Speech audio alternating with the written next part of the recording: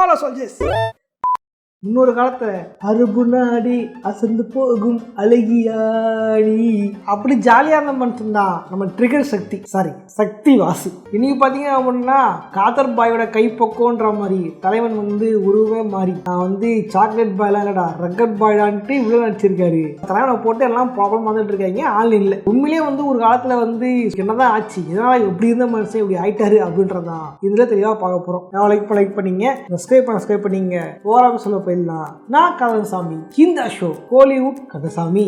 இந்திரா வந்தது சந்திரா வந்தது இந்த சினிமாதா, இங்க எம்ஜிஆர் வந்தது என்டிஆர் வந்தது இந்த சினிமாதா.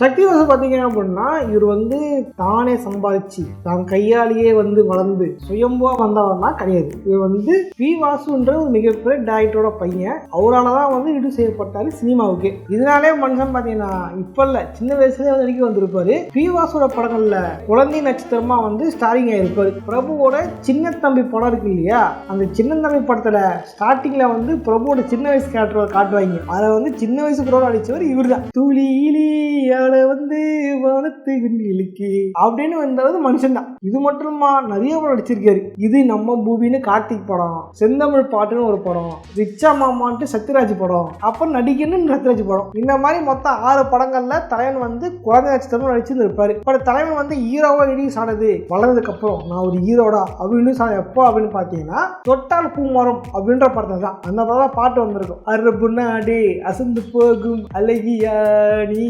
இந்த படத்துல பாத்தீங்கன்னா இந்த படம் ஹிட்டாச்சோ இல்லையோ, இந்த படத்துல இந்த பாட்டு அப்புறம் காமெடிலாம் ஹிட் ஆயிருந்திருக்கும். தம்பி போவோமா அப்படின்னு டப்ஸா கேட்டா கார கரப்பா மிஸ்பேர் கவுத்து போட்டு போலாம் பண்ண கேட்கிறேன். இந்த காமெடினா ஃபேமஸ் ஆயிருந்திருக்கும் இந்த படத்துல இருந்து. இந்த படத்துல பாத்தீங்கன்னா முதல் படத்திலே தலைவனுக்கு பில்டப்ஸ் ஜாஸ்தியா இருக்கும். இவனா காலேஜ் ஸ்டூடெண்டா, இவர் உசார் பண்ண நினைக்கிற பொண்ணு பெரிய எடுத்து பொண்ணா, இவர் லவ் பண்றதுக்காக அது பெரிய ரவுடியோட பையனுக்கு கிழமைக்கு அனுப்பிச்சுமா. இவர் அங்கிட்ட படி தர்க்கம் பண்ணி நான் அந்த பொண்ணு நான் லவ் பண்ணேன், அதுக்கப்புறம் தான் இது பண்ணாங்க, உங்க வீட்டு மருமக நான் காதலிக்கிறேன், நான் காதலிச்ச பொண்ணுதான் உங்க வீட்டு மருமகளா நினைக்கிறாங்க அப்படின்னு சொல்லிட்டு ஊருக்கு போவாரு. தம்பி இப்போ போனா உங்ககிட்ட பஸ்ஸு காசு இருக்கா இல்ல, ட்ரெயினுக்கு காசு இருக்கா இல்ல, எல்லாமே உங்க அப்பா போட பிச்சை தான். அதனால என்ன பண்ணு, நீ படிச்சு முன்னேறி வேலைக்கு போயிட்டு பொண்ணு கட்டிக்க அப்படின்ட்டு சொல்லி அனுப்பிச்சு ராஜ்கர். தலைவன் திரும்பி பார்த்தா அந்த பொண்ணுக்கு சீமந்தம் அடிச்சிட்டு இருப்பாங்க.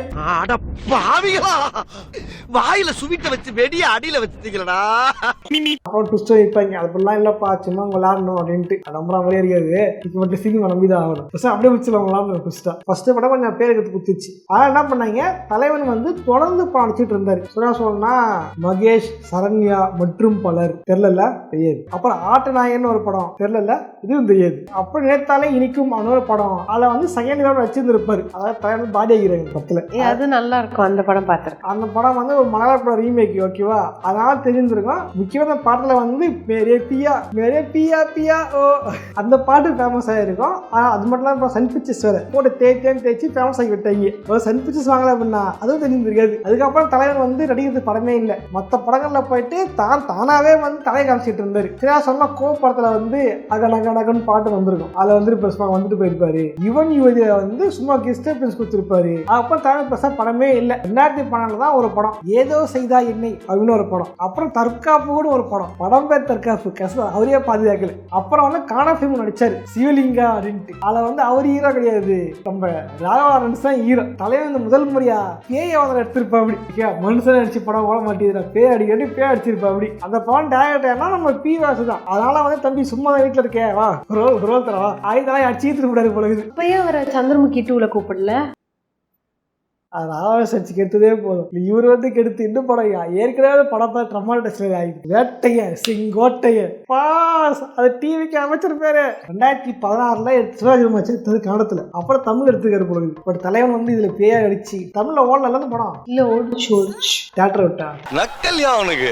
அப்புறம் கட்ட காசா எடுத்த படம் தான் அந்த 7 நாட்கள். அந்த 7 நாட்களா வெறும் 7 நாட்கள். இந்த 7 நாட்கள்ல பாத்தீங்க அப்படின்னா படம் எடுத்துட்டாங்க. படம் ரொம்ப மாசமும் ரிலீஸே ஆகல, ரொம்ப வருஷம் ரிலீஸ் ஆகல. கலப்பில் கலந்துச்சு. அந்த தலைவன் பார்த்தான், ஏடா இது எந்த ஹீரோ படம் அந்த படமும் ஹீரோ நடிக்க வர மாட்டேங்குது, வந்த ஏதாவது பேய் வாசல் வரானுங்க இல்ல கெஸ்ட் அடிக்கிறானுங்க, என்ன பண்றது பார்க்கும்போது தான் அந்த டைம் விஜய் டிவி வந்து புதுசா வந்து ஒரு ஷோ ஒன்று ஆரம்பிச்சாங்க. இந்த ஷோ பேர் பிக் பாஸ். பிக் பாஸ் பத்தி நான் சொல்ல அவசியம் இல்லை, செலிபிரிட்டியா இருந்தாங்க எல்லாருமே உள்ள கூட்டு போயிட்டு அவங்க பர்சனாலிட்டி கிடைக்கிறோம் அந்த ஷோ.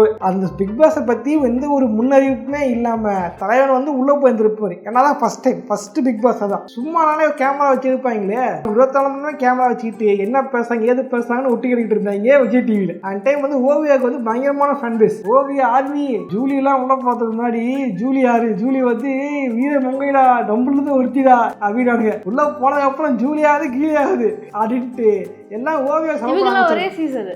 ஓவியா, ஜூலி, சக்தி வாசு எல்லாம் ஒரே சீசன். அதுதான் பயங்கர ஃபேமஸ். எங்க பார்த்தாலும் பிக் பாஸ், இதெல்லாம் பார்த்தா பிக் பாஸ் இருந்துச்சு. அது ஃபர்ஸ்ட் சீசன்ல போய் பேரை கத்துனவர் தான் சக்தி. இதுக்கு முன்னாடியாவது பி வாசல பையன் இதப்போ நடிச்சிருக்காருன்ற பேர் இருந்துச்சு. இதுக்குள்ள போன உடனே அவன் ஹேட் கிளப்ப ஆரம்பிச்சிட்டான். நான் ஓவியா ஆரம்பிடா, நீ பூரா ஓவியா திட்டலாம், உனக்கு ட்ரிகர் ஆகுதா எனக்கு ட்ரிகர் ஆகுதா அப்படின்ட்டு அவர் பேர் சக்தின்ற பேரை ட்ரிகர் சக்தியை மாத்தி விட்டானுங்க. ட்ரிகர் சக்தின்னு ஒருத்தர் உள்ள இருக்காருங்களா? பிக் பாஸை நம்பி போனால் எப்படி வழங்க முடியும்? போன உடனே இது மாதிரி பண்ணி அதை வந்து ட்ரமடைஸ் ஆகிட்டாங்க. வந்த ஹேட்டு, அவருக்கு வந்த பேட் கமெண்ட்ஸு, அதெல்லாம் வந்து தாங்கிக்கவே முடியாது.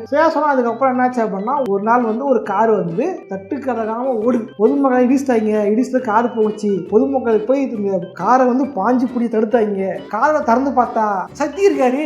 அதுவும் சாதாரணமாக இல்லை, தலைவன் குடிச்சிட்டு லுங்கி கட்டிக்கிட்டு அப்படின்னு இருந்திருக்காரு. இது என்ன ஆச்சு, வீடியோ எடுத்து வைரல் ஆயிடுச்சு. அந்த டைம் ஏற்கனவே இவருக்கு வந்து ஏகப்பட்ட ஹேட்ரேட், இவரை பத்தியே தப்பா வந்துச்சுன்னா அதை இன்ஸ்டாகிராம்லாம் போட்டு நம்ம ஃபாலோவர் சேர்த்துதான் சுத்திட்டு இருந்தாங்க. இப்போ வசமா சிக்கலாம் என்ன ஆச்சு அப்படின்னா, அதை வந்து பயங்கரமா பேசி ஒரு பேர் வந்து டேமேஜ் பண்ணி விட்டாங்க. இதாலே இவருக்கு வந்து சரியான ஒரு பட வாய்ப்பு பெருசா அமையல, ஏற்கனவே அமையல, இன்னும் அதில் பதாக போயிடுச்சு பட வாய்ப்பு அப்படின்றது. ஏன்னா ஹரி பிக் பாஸ் பேர் கெட்டு போயிடுச்சு. பத்தாவது குடிப்போது வண்டி ஓட்டியது அப்படின்ற பிரச்சனை வேற. இதெல்லாம் சேர்ந்து என்ன ஆச்சுன்னா தலைவனுக்கு வந்து ரொம்ப ட்ரமடைஸ் ஆயிட்டாரு, ரொம்ப இதுவாயிட்டாரு. அந்த டைம் தான் இவர் நடிச்சு பல வருஷமா நடிச்சு கடப்பிறந்த அப்புறம் தான் 7 நாட்கள் அதுவும் ரிலீஸ் ஆச்சு. அதுவுமே இவர் எதனால அந்த மாதிரி ஓடல? அவரு நெப்போ கிட்ட தான் இத்தனைக்கும், அவருக்கு வரத்துக்குலாம் நிறைய வழி இருக்கு. என்ன பிரச்சனை அப்படின்னா, தமிழ்ல மட்டும் நெப்போ கிட்ஸ் வந்து பெருசா சாதிக்கிறது இல்ல. பாலிவுட்ல எல்லாம் நெப்போ கிட்ஸ் தானே ரூல் பண்றாங்க. ஏன் அவ்வளோ ட்ரெயின் பிடிச்சா வாங்க போற பக்கத்து சேர்த்துட்டு ஆந்திரா அங்க இல்ல, ராம் சரண் யாரு, அல்லு அர்ஜுன் யாரு, நாக சைத்தன்யா யாரு? என்ன பிரச்சனை பாத்தீங்க அப்படின்னா, நெப்போ கிட்டா இருக்கிறது மேட்ல. நெப்போ கிட்ல பிளஸ் பாயிண்ட் பாத்தீங்கன்னா, நீங்க வந்து இப்போ நான்லாம் யாரு, நான் போய் படம் படாய்ப்பு கொடுப்பாங்களா சார், ஒரு ஓரமா நின்னுக்கிறதா விடுவாங்க வெளியே போடா. ஆனால் நெப்போ கிட்ஸ் அப்படி இல்லை, எடுத்தோன்னா படம் அடிக்க முடியும், சொந்தமாக படம் போட்டு படம் அடிக்க முடியும், ஹீரோ அடிக்க முடியும், இது வாய்ப்பெல்லாம் இருக்கும். பட் என்ன பிரச்சனை, அது வந்து சஸ்டைனபிளாக கொண்டு கூட்டு போகிறதா கஷ்டம். ஹீரோ அப்படின்ற விஷயத்த தொடர்ந்து படம் அடிச்சு அடுத்த ப்ராஜெக்ட் கொண்டு போகிறதா ரொம்ப கஷ்டமாக இருக்குது. இது இவருக்கு மட்டும் இல்லை, ஏகப்பட்ட பேர் இருக்குது. ஆச்சு இவர் இன்டர்வியூ சொல்லியிருக்காரு, என்னையும் சாந்தனுவும் தான் வந்து இவங்க வந்து கம்பேர் பண்ணி பேசுகிறாங்க. அப்பா வந்து பயங்கரமாக சீக்கிரம் சாதிச்சிருப்பாரு, பயால் எதுவும் பண்ண முடியாது, அது இவங்களாம் ஒரு உதாரணம் தான் அப்படின்னு சொல்கிறாங்க.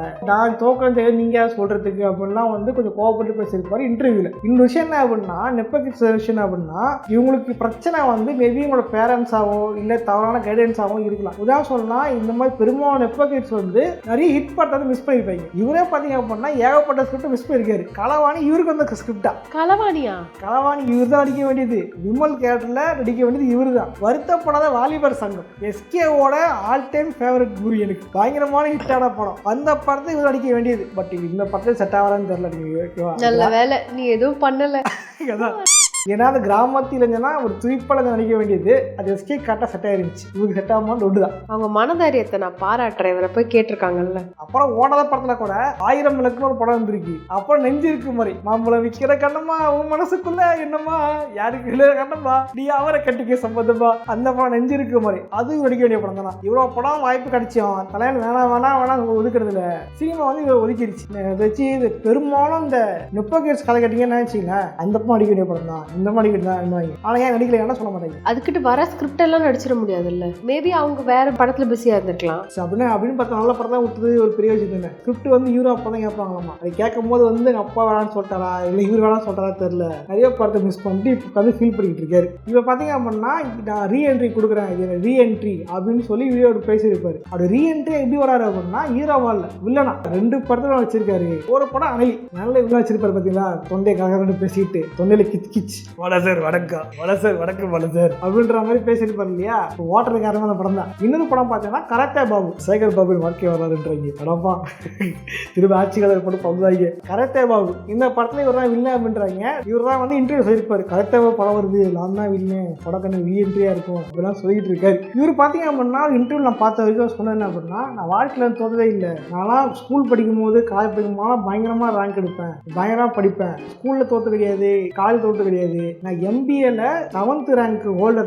நான் வாழ்க்கையில் பார்த்த முதல் தோல்வி வந்து சினிமாவில் தான். இது வந்து எனக்கு ஒரு நல்ல பாடம் சினிமாவில் வந்ததுக்கு. யார் யார் வந்து இப்படி பேசுவாங்க, அப்போ இப்படி பேசுவாங்க அப்படின்லாம் நான் கற்றுக்கிட்டது இங்கே தான் அப்படின்லாம் சொல்லியிருந்திருப்பாரு. அப்புறம் அவருக்கு ஃபீலிங்ஸாக என்ன தெரியுமாவா, நான் என்ன தான் பண்ணாலும் பிவாசு பையனை தான் பார்க்குறாங்க, சக்தி வாசோ பார்க்கவே மாட்டேங்கிறாங்க, சக்தியாக பார்க்க மாட்டேங்கிறாங்க, எங்கே போனாலும் பிவாசு பையனை தான் பார்க்குறாங்க. அவர் அதுக்கான ஸ்பேஸ் கொடுக்கணும்ல. இன்னொருத்தர் கூட யாரோ ஒரு இன்டர்வியூல யூடியூப் ஷார்ட்ஸ்லாம் பார்த்தேன், டேரக்டருக்கு ஃப்ரீடம் கொடுக்க மாட்டாராம், இது மாதிரி வைங்க சஜஷன் பண்ணிட்டே இருப்பாராம். ஆக்சுவலி இதெல்லாம் வந்து கொஞ்சம் வளர்ந்து வைக்கிறது தான், ஒரு காலத்துக்கு முன்னாடி வச்சது தப்பு. இதுமாதிரி ஒரு கட்டுப்பாடு இருக்குது இவர் மேலே. நான் என்ன சொல்கிறேன் அப்படின்னா, இந்த ஆன்லைன் ஹேட்ரேடு, ஆன்லைன் பேட் கமெண்ட்ஸ் அப்படின்றத இவர் வந்து இவருக்கு இருக்கிற காசுக்கு வந்து ஈஸியாக தட்டிட்டு போயிட்டே இருந்திருக்கலாம் என்னை பொறுத்த வரைக்கும். இன்றைக்கெல்லாம் பிஆர்டிஎம் காசு கொடுத்தா ஈஸியாக வேலை வைப்பாங்க, இப்படியே நினைச்சதை மாற்றி இவங்களை வந்து இவர் மிகப்பெரிய ஹீரோ தெரியுமா அப்படின்றத மாற்றிடுவாங்க. இல்லையா சிம்பு மாதிரி வந்து நீ காய்கறியா, நான் உடம்பு குறைச்சிட்டு வரேன்டா, நான் இது பண்ணிட்டு வரேன்டா, நல்ல இட்டு கொடுக்குறேன்டா அப்படின்னு இட்டு கொடுத்து அந்த ட்ரோல் அண்ட் கலாயை வந்து கம்மி பண்ணியிருந்திருக்கலாம். இதே வந்து சிம்பு வந்துச்சு. சிம்பு என்ன பண்ணா தெரியுமா, மாடோட ஒரு படம் கொடுத்து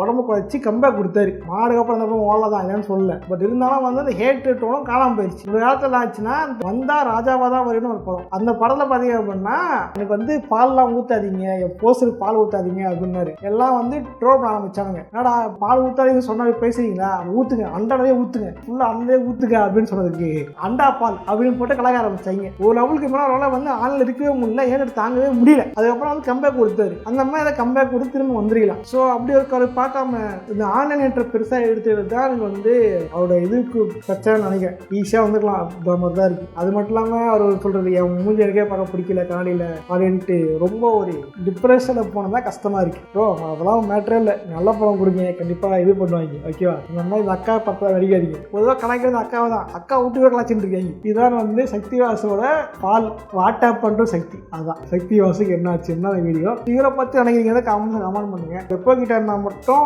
ஒரு படத்தை வாய்ப்பு கிடச்சிடும். ஆனால் அதுக்கப்புறம் சஸ்டன் ஆகுதுன்றது நம்ம கையில் தான் இருக்குது. இதே இது குடி ட்ரங்க் அண்ட் டிரைவோட மாட்டேன் இவர் மட்டும் இல்லை, விக்ரமோட பையன் இருக்கார் இல்லையா, துரு விக்ரம், அவருமே ட்ரங்க் அண்ட் டிரைவ் மாற்றிருக்காரு. ஓகேவா, இல்லை நோ பொய் சொல்கிறேன், பொய் சொல்கிறேன்னா எடுத்து காட்டவா, நியூஸ் காட்டவா, பாலி நியூஸ் காட்டவா, ஐயா நோ துரு விக்ரம் அப்படிலாம் கிடையாது. நீலாம் ஓரத்துக்கு சும்படிக்கிற இந்த மாதிரி அவருக்கு பேச மாட்டினார் தான். ஆனால் அவன் நல்ல படம் நடிச்சு பேர் வாங்கினாங்க, அப்புறம் அதெல்லாம் காணாமல் போயிடுச்சு. இந்த நீயே மறுபடியே தெரியலையா, அப்புறம் இருக்கு நல்ல படம் கொடுங்க நடிங்க, இந்த ட்ரோல் மட்டும் காணாமல் போயிடும், மறந்துடுவாங்க, காணாமல் போகாத மறந்துடுவாங்க. அதான் மறந்துட்டாங்க. இன்னும் ஒன்று தானே இப்போ சூப்பர் ஸ்டாரோட அறிவு சொன்னான், குழப்பப்படுமா இது கூலா இருமா அப்படின்ட்டு அறிவுரை சொன்னாராம் இவருக்கு. ஓகே, லைக் பண்ணுங்க, ஷேர் பண்ணுங்க, யாரை பற்றி பார்க்கலான்றத காமெண்ட்ஸ் கமெண்ட் பண்ணுங்க. நானும் இதே மாதிரியான இன்னொரு சுவாரஸ்யமாக சந்திக்கிறேன். ஓட்ரேட் பாய்.